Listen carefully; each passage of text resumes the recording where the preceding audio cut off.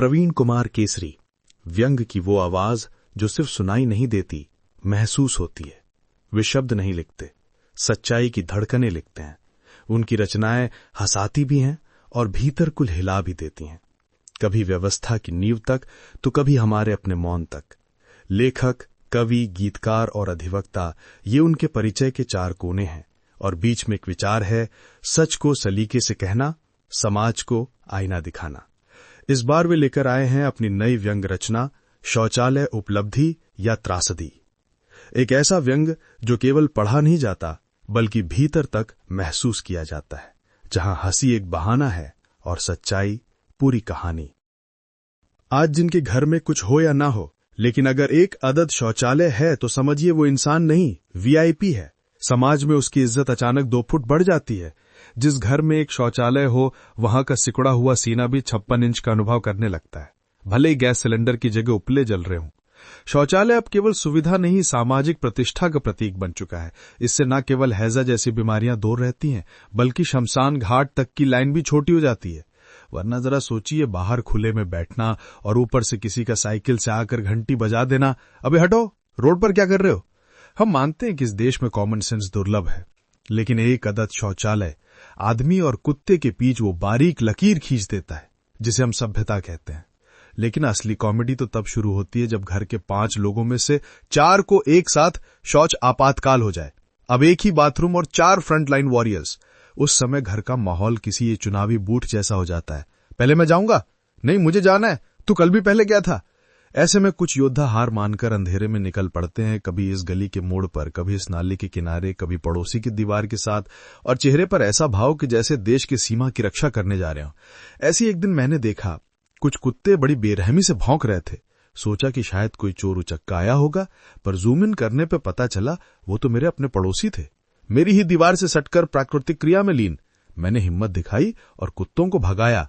पड़ोसी साहब हड़बड़ाकर उठे, एक हाथ पेट पर दूसरा लुंगी समेटे बोले, भाई साहब बहुत बहुत धन्यवाद, आप नहीं होते तो आज मेरी खबर कुत्तों के हमले में घायल की बन चुकी होती। अब बताइए, देश की रक्षा तो सेना करती है, लेकिन शौचकाल में रक्षा तो पड़ोसी ही करता है। मैंने कहा, यार हद हो गई, तू तो कुत्तों की तरह शौच कर रहा था। वो ठिठका, आंखें नम हो गईं, बोला, भाई तू मत पूछ, तू नहीं समझेगा। और फिर वो लगभग फपाकी पड़ा। बोला, अब देखिए, इस देश में 60 पार का आदमी अगर इश्क करता हुआ पकड़ा जाए तो हम कहते हैं, वाह देखो जिंदा दिली अभी बाकी है। अगर 60 पार का कोई जुमला फेंक दे तो लोग हंसते हुए कहेंगे, बुढ़ापे में भी कितना चालू है। यहां तक कि 60 पार का आदमी अगर रहस्यमयी बाबा बन जाए तो भक्तों की लाइन लग जाती है। लेकिन 60 पार का आदमी अगर मुंह अंधेरे दीवार से सटकर शौच करता दिख जाए तो पूरा मोहल्ला शर्म से आंखें फेर लेता है। मैं भावुक हो गया। सोचा कि शायद शौचालय का सेप्टिक टैंक भर गया होगा, या हो सकता है कि नगर निगम वाला पानी वाला तनख्वाह न मिलने पर नल का गला घोट गया हो। लेकिन नहीं, ऐसा कुछ नहीं था। असलियत ये निकली कि घर 1 BHK का है और उसमें शौचालय भी है, पर वो बेटे बहू के बेडरूम से अटैच है। मतलब बुजुर्ग को सुबह सुबह प्राकृतिक बुलावा आता है और बेटे बहू को सुबह सुबह गहरी नींद आता है। अब बाप के पेट में उबाल हो और बेटा नींद में रहा हो तो समझिए उस 1 BHK में लोकतंत्र नहीं, प्रजातांत्रिक आपातकाल लागू हो चुका है। कसम से उस दिन मुझे लगा कि शौचालय अब केवल ईंट पत्थर की नहीं, रिश्तों की भी परीक्षा लेता है। बेटे बहू को नींद से जगाना उचित है कि नहीं, यदि उठा दिया तो फिर दिन भर क्या क्या होगा। इसी उधेड़-बुन में बुजुर्ग बाहर जाने को विवश है। जिस घर में बुजुर्ग शौच को जाए बिना भावुक हो जाए, समझो वहां प्यार नहीं, पाइपलाइन और प्लम्बिंग का रोना ज्यादा है। अब आप ही बताइए, जिस देश में सैकड़ों योजनाएं केवल पोस्टरों में फुल डे वर्क करती हैं, वहां एक बुजुर्ग आदमी के सुबह सुबह के संकट काल को कौन समझे। सनकार और हाउसिंग कॉलोनी को समस्या का अनुभव है और इस हेतु सनकार और कमेटी के शौचालय ऐसो ही बाहर जाने वालों के लिए बने हैं। बुजुर्ग महोदय जिन्हें सुबह की ठंडी हवा और पेट की गर्म आवाजें साथ साथ बुला रही थीं, तेज कदमों से सार्वजनिक शौचालय की ओर बढ़े। लेकिन वहां तैनात कर्मचारी ने आंखें तरेड़ते हुए पूछा, किसकी इजाजत से आए हो। बुजुर्ग सकपकाए बोल, क्यों भैया, अब क्या मलत्याग के लिए भी परमिशन लेनी होगी। कर्मचारी बीड़ी सुलगाते हुए बोला, साफ आदेश है ऊपर से, बिना इजाजत तो कुत्ते भी नहीं फटक सकते यहां। बुजुर्ग ने गुस्से से अपनी पतलून कसकर संभाली और बोले, तो क्या करें, पदाधिकारी हमारे हैं, जनता के लिए हैं? कर्मचारी हंसते हुए बोला, बिल्कुल। कहने को तो मोहल्ले के कुत्ते भी आजकल खुद को पदाधिकारी का साला बताते हैं। कहने से कुछ नहीं होता दादा, कोई प्रूफ हो तो निकालो। फिर जेब से बीड़ी निकालकर सुलगाई और तर्जनी उठाकर बोला, देखो आज तो जाने दे रहे हैं, लेकिन कल से लिखवा कर लाना पड़ेगा कि शौच की अनुमति पदाधिकारी से प्रमाणित है, वरना मत कहना कि बच्चों की तरह पजामा गंदा करवा दिया। बुजुर्ग कुछ समझे इससे पहले कर्मचारी और भी नीति बाट झाड़ने लगा। हम भी मजबूर हैं दादा, नौकरी कर रहे हैं, हाथ बंधे हैं। यहां तो सांस लेने के लिए भी अगर पदाधिकारी हां कर दे तभी लेनी चाहिए। बुजुर्ग ने अगले दिन दोबारा हिम्मत दिखाई और फिर पहुंचे शौचालय पर। इस बार कर्मचारी ने बिना बीड़ी निकाले ही दार्शनिक लहजे में कहा, कह दिया था कल ही, पहले लिखवा कर लाओ, अब पदाधिकारी से शौच अनुमति पत्र बनवा लो। बुजुर्ग भड़क गए, कम से कम मार्केट रेट में शौच करने दो यार। कर्मचारी तपाक से बोला, शौचालय में तो रिश्वत मत खिलाओ भाई, यहां पेट साफ होता है, सिस्टम नहीं। अंततः वो दिन भी आ ही गया जब एक बुजुर्ग नागरिक ने अपने जीवन का सबसे ऐतिहासिक आवेदन लिखा। विषय, सार्वजनिक शौचालय उपयोग हेतु कृपया इजाजत दी जाए। हां, आप चौंके मत, वो अब शौच के लिए सरकारी स्वीकृति मांग रहा था, जैसे कोई सरकारी ठेका, गैस एजेंसी या बेटी की शादी में राशन कार्ड से दहेज बांधने की इजाजत लेता हो।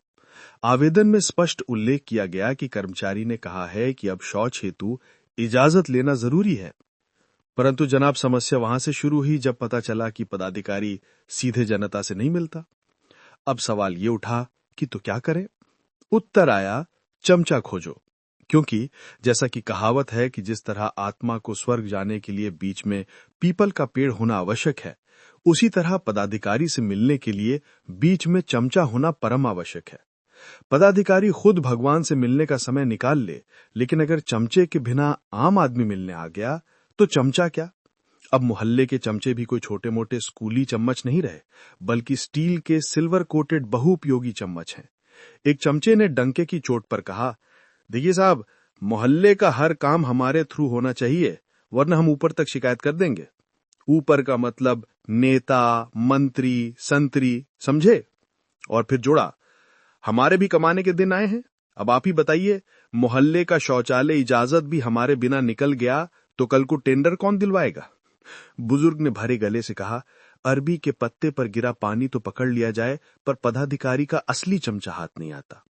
अब तो हर सुबह उनकी यही दिनचर्या है कि बिना पानी लिए, बिना हल्के हुए चमचे की तलाश में निकल पड़ते हैं, एक उम्मीद लिए कि शायद आज मिल ही जाए वो अदृश्य द्रव्य पात्र।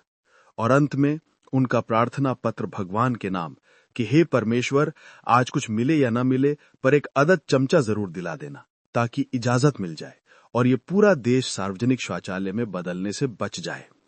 एक दिन चमत्कार हो गया, पदाधिकारी खुद प्रकट हो गया। बुजुर्ग खुशी से थरथराने ही वाले थे कि साहब ने मुंह खोला, और ऐसा खोला कि फिर बंद करने की नौबत ही नहीं आई। कहा, कल से शौचालय हो या शमशान, सब कुछ इजाजत से होगा। इजाजत उसी को जिसे हमारे चमचे पहचानते हों, और मुर्दा भी तभी जलेगा जब उसके पास पदाधिकारी द्वारा प्रमाणित मरण अनुमति पत्र होगा। बुजुर्ग पतलून से ज्यादा अपनी आत्मा कसकर पकड़ते हुए चुप रह गए, आंखें ऊपर, मन में सवाल, हे ईश्वर, शौच का समय तो तय होता है, लेकिन मरने का तो अलार्म नहीं बजता ना।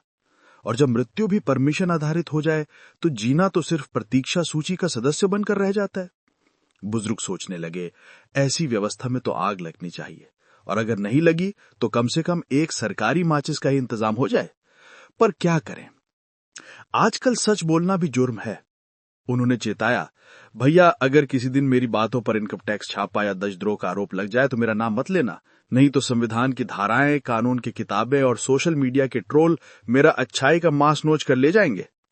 बुजुर्ग ने एक व्यवहारिक समाधान भी सुझाया कि जब दीवार से सटकर ही करना है तो क्यों ना ऐसा कानून बन जाए कि पड़ोसी का शौचालय राष्ट्रीय संपत्ति घोषित कर दिया जाए और सरकार उसका यथासंभव उचित उपयोग सुनिश्चित करे। तो साथियों, बात सीधी सी है, देश में अगर एक अदद शौचालय के लिए आवेदन, इजाजत, प्रमाण पत्र, चमचा, पदाधिकारी और अंतिम अनुमति की जरूरत है, तो फिर लोकतंत्र नहीं, शौच नायक तंत्र बन चुका है।